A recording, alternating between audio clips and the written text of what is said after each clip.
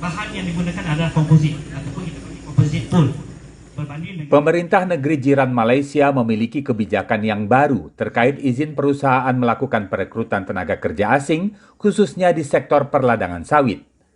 Namun sistem dalam kebijakan baru tersebut belum disahkan, sehingga banyak perusahaan sawit yang bertahan dengan tenaga kerja menggunakan sistem kontrak tahun sebelumnya, seperti perusahaan sawit di Kluang Johor ini.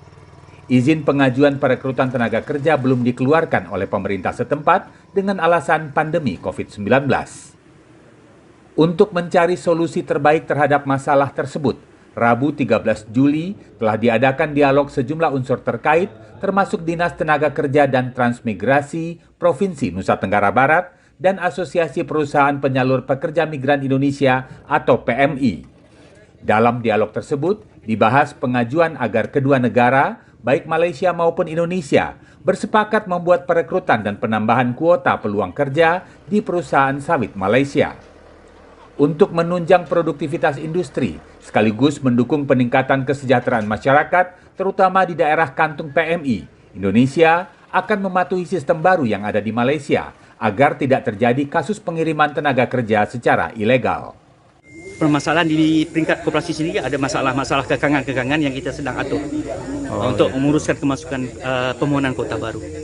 Kalau secara dari pemerintah dari Indonesia sendiri sudah sekarang dah terbuka, tapi kan ada banyak peringkat-peringkat yang kita dalam proses untuk permohonan kuota, kemudian pengajuan dan sebagainya.